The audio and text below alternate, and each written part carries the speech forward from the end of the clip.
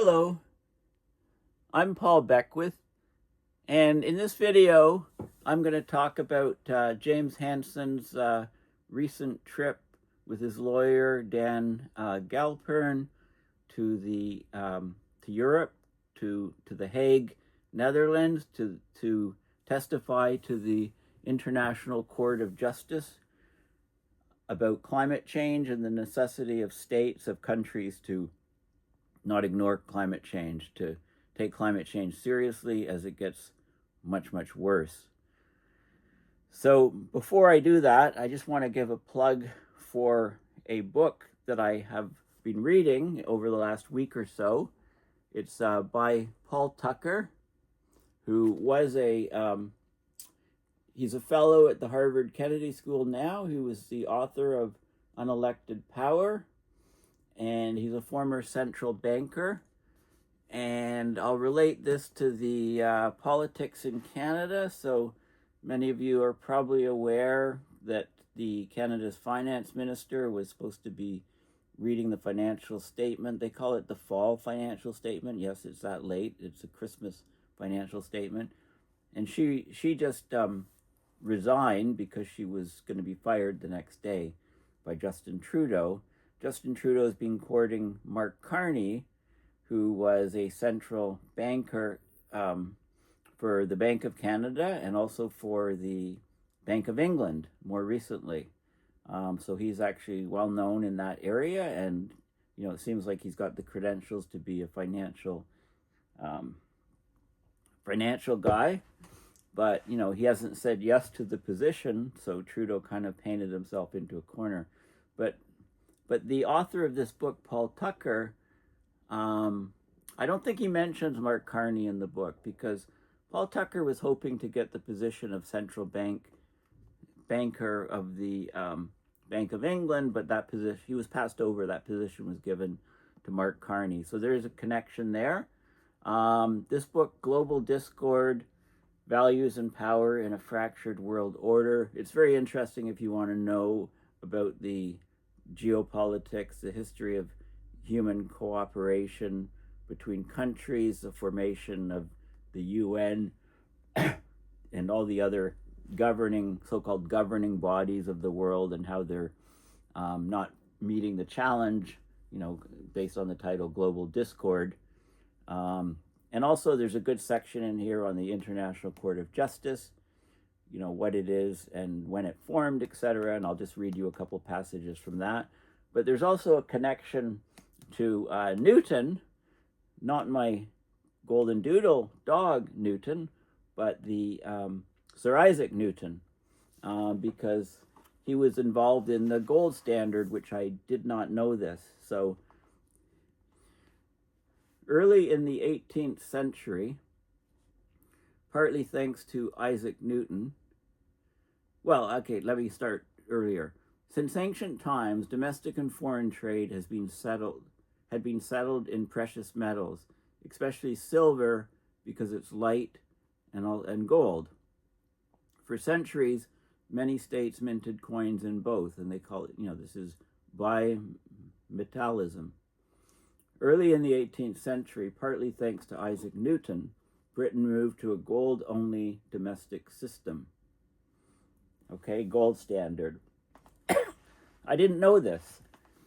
When not discovering laws of nature or co-inventing the calculus, Sir Isaac Newton was master of the mint.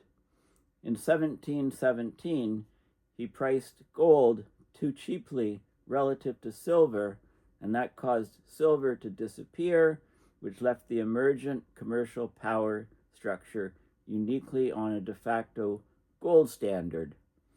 And this is relevant today because some places are talking about going back to the gold standard as opposed to basing their commerce on US dollars, right? BRICS, Brazil, Russia, India, China, South Africa threatened to go off the US dollar standard, and Trump said he'd put 100% tariffs on them. So this is all kind of connected and related. But let's get to the international. Oh, by the way, I talked about the IMO, the International Maritime Organization, and the reduction of sulfur. It is in one of Hansen's presentations to the court. And they're a UN body. I didn't realize they were created. The IMO, International Maritime Organization, was created by the UN shortly after the UN came into being in, I believe, 1943 or so, when the UN came into being. Okay, so let's talk about the International Court of Justice. So the International, it's different from the ICC, the International Criminal Court, which has been in the news lately for saying that Netanyahu is a criminal, who's committed genocide. Okay, sorry, I'm coughing, and whenever I cough, I go into spasms of pain in my ribs. So I've been kind of under the weather for the last week or so.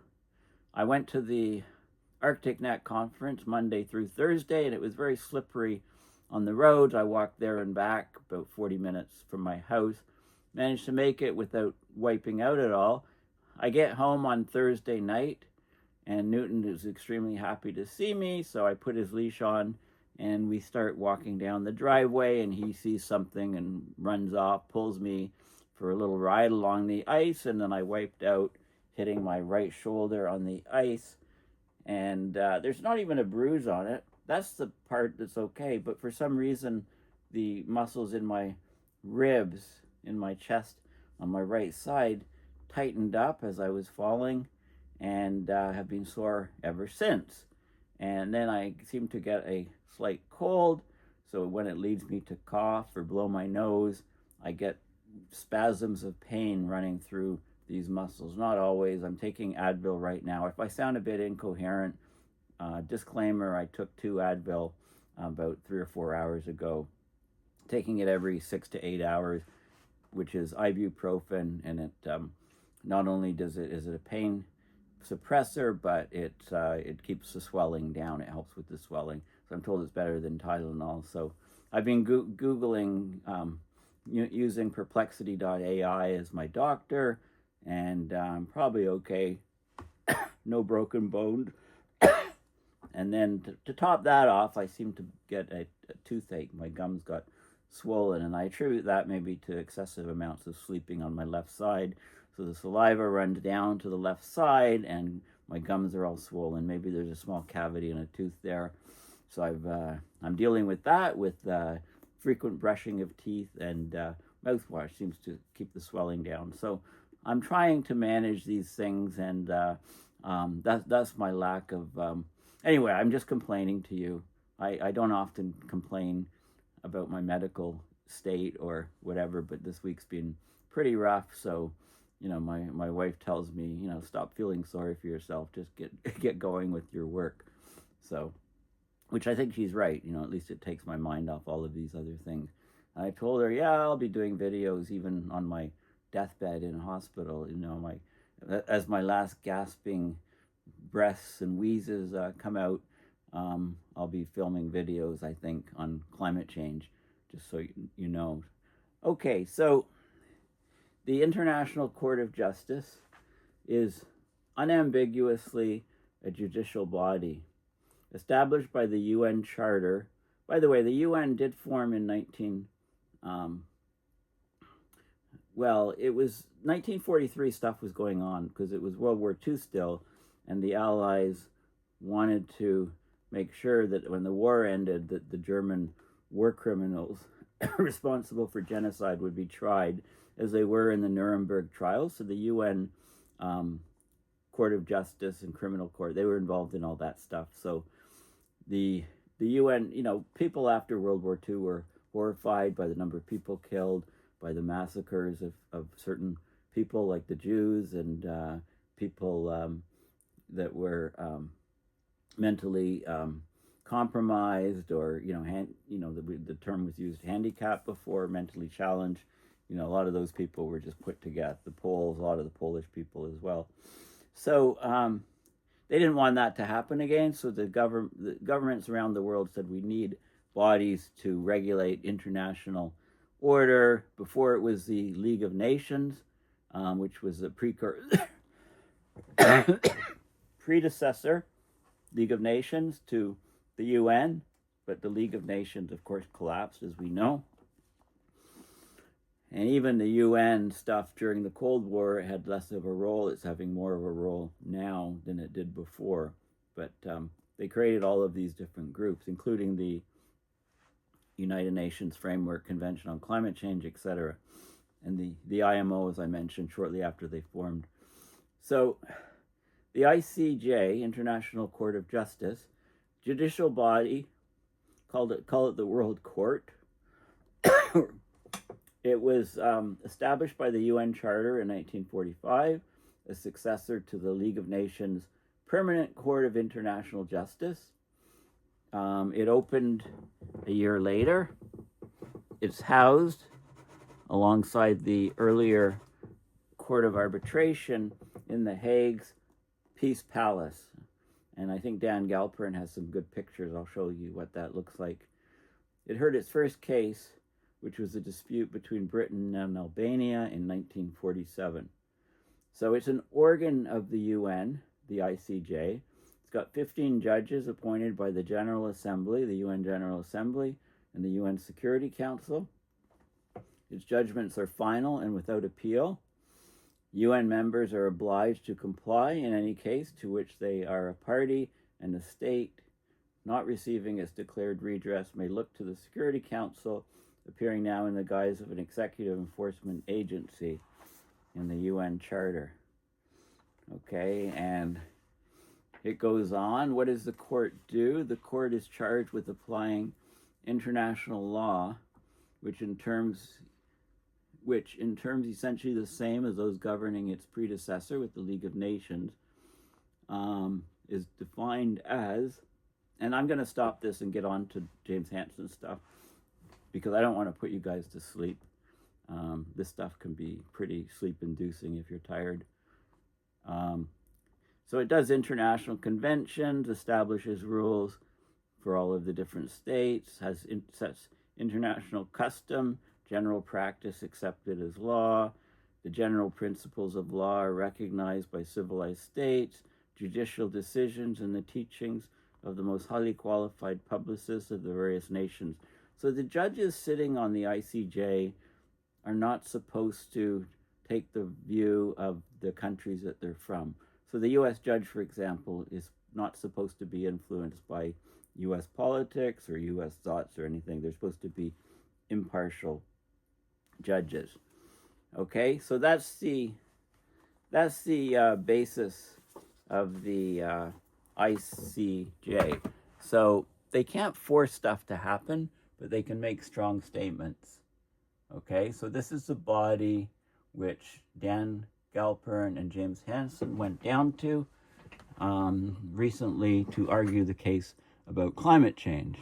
So James Hansen, of course, just Google James Hansen Columbia, and on his website on Columbia University is here, and he's posted this article, Climate Change at the International Court of Justice, which is this article here. Okay, so he participated in these discussions at the ICJ with some other scientists and with Dan Galpern, who was general counsel. And I actually attended a Zoom session where Dan was explaining all of this stuff for about an hour and a half. So let's read what Hansen had to say.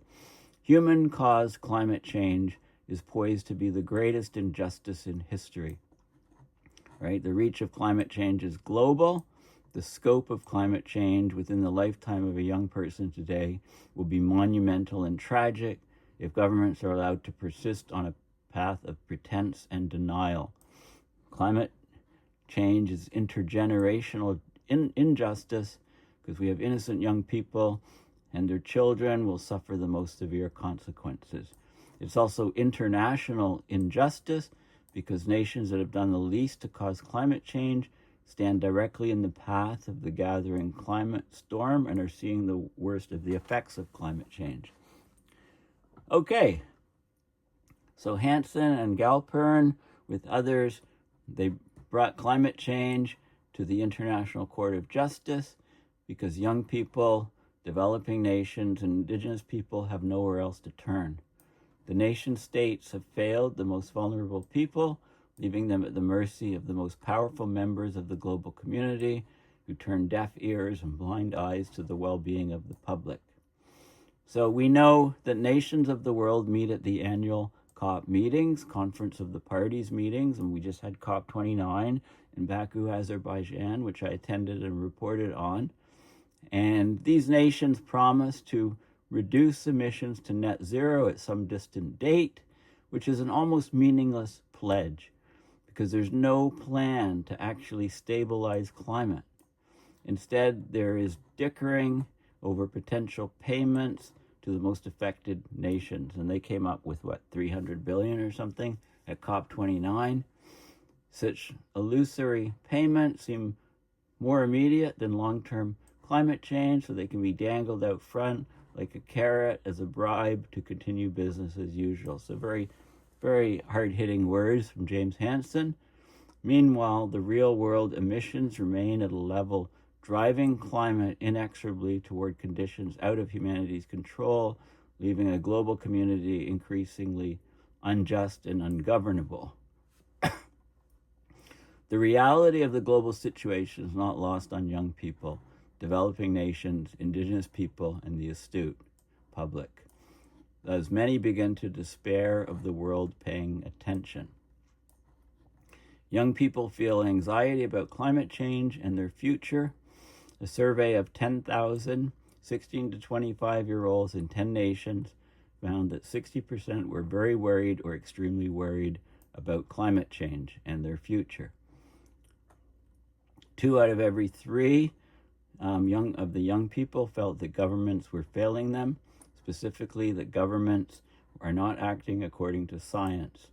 They see growing wars, changing climate, more suffering of innocent people, and governments that concoct only ineffectual responses. So young people recognize the fecklessness, I like that word, of the current business as usual treadmill. They have faith in science, they want to work towards a bright future, but they need help. So if we had a clear opinion of the Court of International Justice, that might provide a jolt to the consciousness and conscience of global leaders. So then he shows some plots. So this is the global surface temperature change plot, the most recent.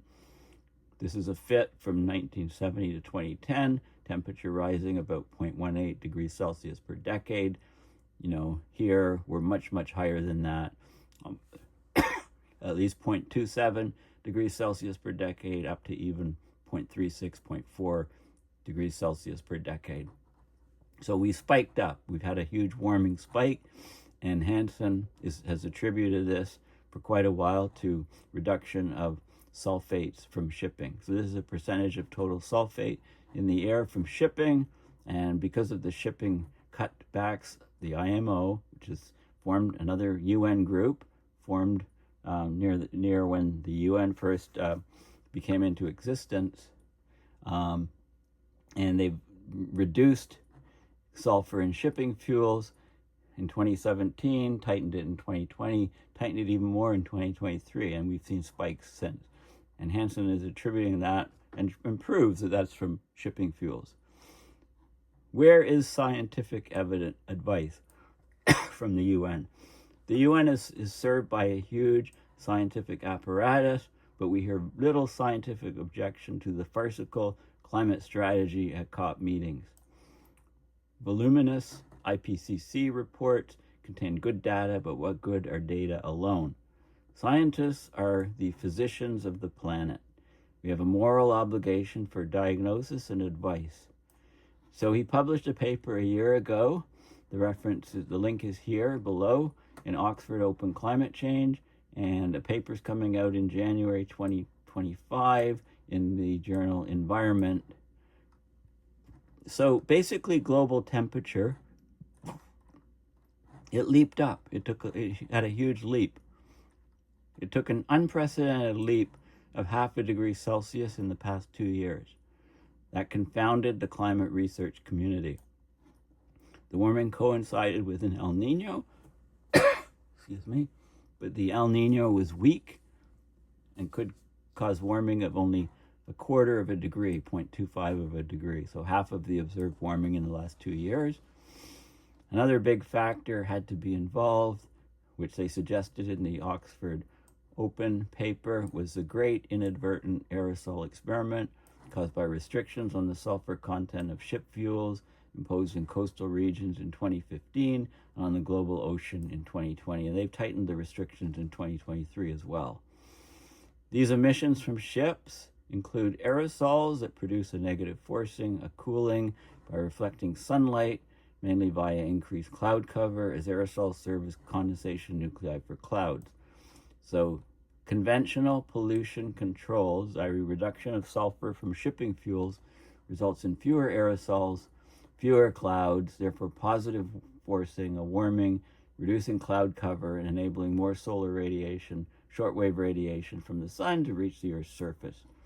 They evaluated the forcing stemming from the controls on maritime emissions of sulfur.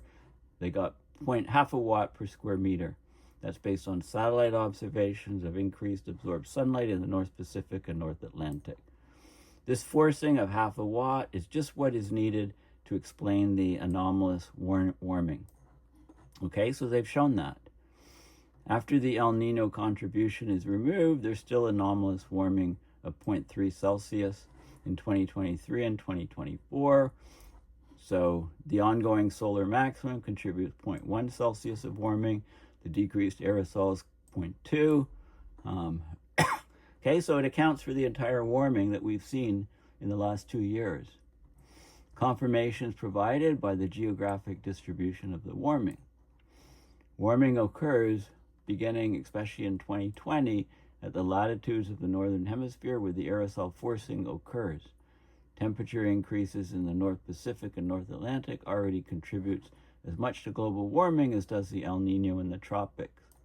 Okay, so this is the detrended global temperature, and this is the global temperature. This is the Nino temperature effect and the difference.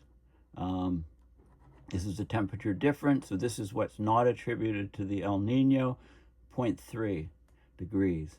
Now, you can see events where you get lots of sun, volcano, get a cooling. Lots of sun, volcano. And this is from a powerful El Nino, and then there was volcano causing cooling. Powerful volcano, Pinatubo, and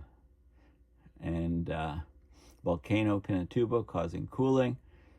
This is another El Nino, El Nino, El Nino. Okay, so you can see the temperature difference, and this was a Pinatubo eruption, and this is El Segunda, or another eruption here. Okay, the implications of the aerosol effect are staggering. Warming of the ocean surface will not go away. We're now living with an ocean that provides increased drive for strong storms and extreme flooding. Global temperature will decline a bit as the tropics go into its La Nina phase, but we're now living in a 1.5 Celsius world. We're probably going to be over 1.6 when the numbers come in for 2024. So we'll get those numbers soon. It'll take a week or two after the new year in order to get those numbers, but I'm saying 1.6. This is averaged over the Nino cycle, so we're in a 1.5 world. You know, when there's an El Nino, it's 1.6, 1.7, even higher. The climate sensitivity is not 3 degrees Celsius for doubled CO2, which is a number that people are throwing around at the COPs, etc., because it's IPCC's best estimate. Hansen, once again, is saying that they're wrong. If you account for the aerosol effects, the observed global warming implies a climate sensitivity of 4 to 5 Celsius for doubled CO2. The only reason we're not seeing that is because of the aerosols, which we're starting to remove. So we're looking at a climate sensitivity. We're looking at 4 or 5 degrees. We're not looking at 3 degrees, according to the IPCC best estimate. This high climate sensitivity, combined with steady or declining aerosol cooling, implies that global warming will accelerate more unless the growth of greenhouse gas forcing declines rapidly. Okay, this is zonal mean sea surface temperature anomalies off the charts in the last few years. This is the forcing in watts per square meter per year. So we're close to 0.05 watts per square meter per year, or half a watt per square centimeter, half a watt per square meter per decade, multiplying by 10. 0.05 times 10, 0.5. So this shows the RCP scenario and different other scenarios and the gaps of where we are and where we would need to be in order to stay, 1.5 or even at 2. So the annual growth in greenhouse gases, climate forcing, is enormous, about half a watt per decade. A decade ago, IPCC concluded that we needed to follow a path close to RCP 2.6 to keep global warming under 2 degrees. Well, this is where it is, so there's a huge gap. We're just not going to do it. Like the annual cost of, in order to close to 2 degrees Celsius, we'd have to draw CO2 out of the air, sequester it, but the annual cost of that is estimated 3.5 to 7 trillion. It's not going to happen, so we're heading to global warming greater than 2 degrees, right? I told you those numbers. The sensitivity is 4 to 5 Celsius for doubled CO2. Why aren't we focusing on this dire situation at the COP meetings? Why do we pretend that we're still on a path to keep global warming under 2? Why do we not have realistic analysis of the situation? The reason greenhouse gas forcing continues to increase is that fossil fuels provide most of the world's energy, right? Fossil fuels are an amazing, condensed form of energy that's raised living standards in much of the world. There's little merit in painting the fossil fuel industry in nations that contain abundant fossil fuels as evil, but that's what we're doing. It obviously hasn't worked. So whether they're liable is a question before the World Court. All nations give priority to the economic well-being of their citizens. Fossil fuels have been a great benefit to humanity, but emissions are the main cause of climate change. So we need to address climate change, get these emissions down, in order to have any, he says on a realistic path to a bright future, in order to have any future. This is global energy consumption. I mean, look at the acceleration of growth in renewables, especially in China. This is hydroelectric, this is nuclear, so this is a component due to non-fossil fuels, right? It's about 100 out of 600. This is the emissions in gigatons of carbon per year from coal, oil, gas, cement production, gas flaring, small amount. CO2 emissions, this is in 2022. Now China's emissions are probably going to peak, according to many experts, by 2025. China's renewable energy growth is just unbelievably phenomenal. If you look at the cumulative emissions for countries from 1750 to 2022, the US is biggest by far, followed by China, rest of Europe, Russia, etc. Okay, so this is who's caused the problem. Development of cheap renewable energies is useful, but not a panacea. It will not cause fossil fuels to go away any more than fossil fuels cause wood burning to go away. And the UN, at long last, in just the past couple of years, the UN says, we need the help of nuclear power. We should triple nuclear power. But that's easier said than done. It takes time. And also probably not economical very soon. I think the amount of electricity generated by solar power will pass nuclear in about a year or so. It'll pass wind in a couple of years. Solar electric power generation is doubling roughly every 3 years. So in less than a decade, it's going to be a factor of 8 to 10 times higher. 90% of the solar cells are made in China. China is going to be very tough for any other country to catch up. I think the U.S. is going down, especially if they become a petrostate with their new government. So there you have it. We understand why things are going haywire, why climate is a threat, why we're not reducing greenhouse gas emissions Science is clear, but the COP meetings don't even talk about it. Economists agree that CO2 emissions will not decline as long as the waste products of fossil fuel can be dumped into the air without charge. So he talks again about his fee and dividend. We need to collect a fee from domestic mines, ports of entry, distribute the funds to the nation's citizens. He talks this carbon fee and dividend system. He also talks about justice requiring payments to citizens of nations that suffer climate damage that they did little or nothing about.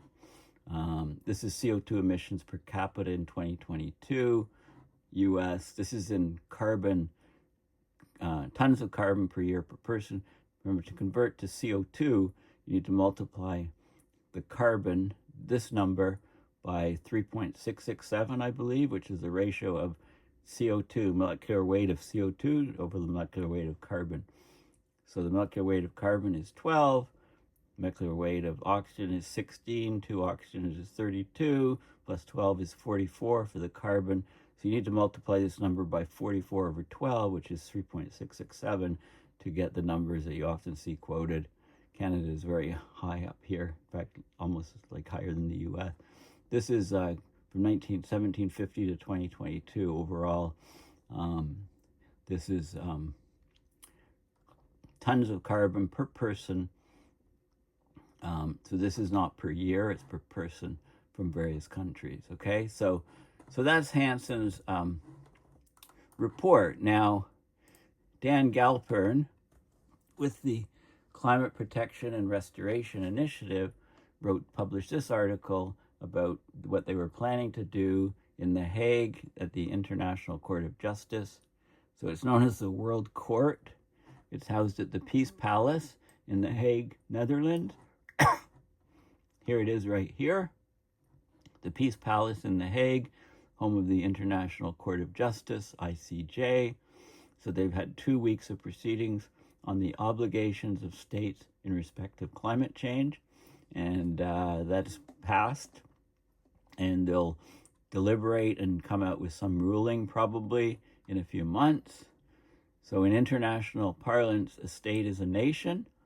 National governments retain authority to constrain activities, including fossil fuel production, utilization, and emissions within their own jurisdictions, as well as imports to and exports across their borders. Okay, so oil, gas, coal production, use, transport, and pollution drives the enveloping climate crisis, and that crisis threatens the very fabric of the international order. Okay, so Dan's arguing that the court, in response, should lay down the law, determine culpability, direct a remedy, and raise hope for a beleaguered planet. And so there was a request by the Republic of Mauritius. So this is why Hansen authored the short, clear, and powerful expert report. So there's the Hansen Report and then the full filing from Mauritius. Okay, so here's a quote in the report from Hansen. If fossil fuel emissions continue to climb, a shutdown of the North Atlantic Overturning Circulation is likely within the next several decades. Multi-meter sea level rise will become practically unavoidable over the next 50 to 150 year period. Attendant increases in climate extremes, associated economic disruption, and consequential social dislocation may then render the planet ungovernable. U.S. climate scientist James Hansen. Okay, so anyway, there's some pictures and stuff from The Hague, and then we have the expert report from Hansen. Now, I'm not going to go through the whole report. I've talked about things in Hansen's post here on the International Court of Justice Proceedings. This is more detail. This is more detail of Hansen's comments to the Republic of Mauritius.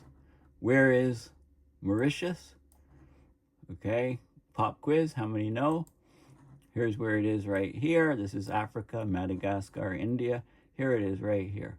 Little tiny island. If you go out from Africa to Madagascar Go a little bit further, you come to the island of Reunion, and Mauritius here. So it's a small island, and this scale is about 60 kilometers, or about, that's just under, 40 miles or so. Okay, so it's a small island in the middle of the ocean. Okay, so this is Hansen's report, and he talks about, this is briefer than, he talks briefly about similar things to what I just showed you in his letter on his website. He talks about the Earth energy imbalance. He says we need to really look at the Earth energy imbalance. So he gives a strong case to that we need to address the Earth energy imbalance, and it's a very significant thing, and it's not mentioned in the COPs, that term, Earth energy imbalance. There's been a huge heat gain. Earth energy imbalance is not only continuing, it's also increasing. Over the period 1971 to 2018, it was 0.47 watts per square meter. It was 0.87 watts per square meter from 2010 to 2018. To stabilize climate, we have to reduce EEI to zero. That needs a reduction of atmospheric CO2 concentration from 425 ppm to 350 ppm. Okay, so, and, he talks about some of the stuff from the UN. Here, 3.3 to 3.6 billion people live in contexts that are highly vulnerable to climate change. Higher proportion of species is vulnerable. Human and ecosystem vulnerabilities are interdependent, right? The harm on humanity and nature is global. Situation is dire, urgent, and so on, okay? And he shows us emissions in 2022 and the cumulative, which I just talked about. But the key thing is, conclusion, the major carbon polluting nations, along with multinational corporations over which they can and should exercise control, retain the capacity to dial back the CO2 control knob, yet in defiance of the common interest, they continue along a fatal path.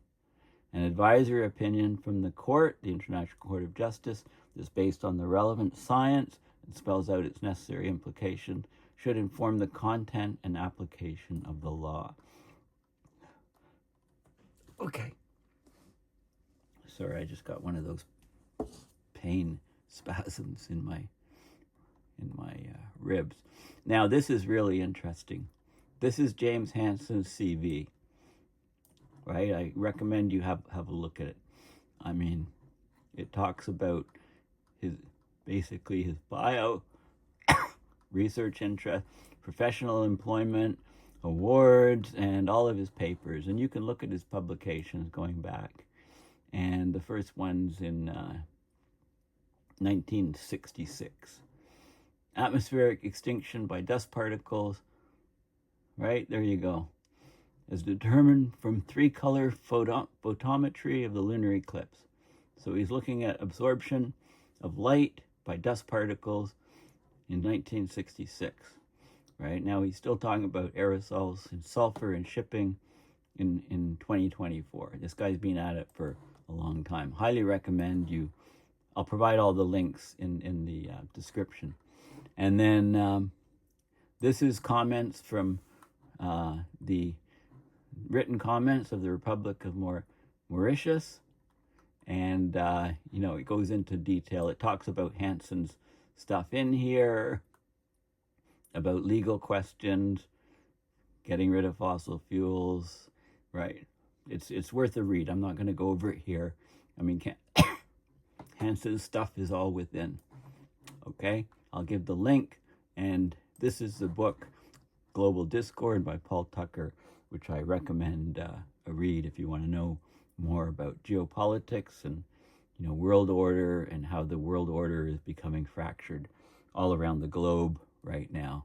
We face enormous geopolitical threats, and I argue, as always, that climate change is the root cause behind many of these things, but it's sort of like the thing that's lurking in the background, but hardly ever discussed.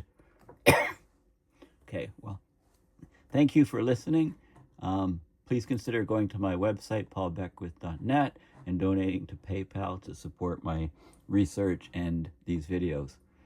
Thanks again, and goodbye for now.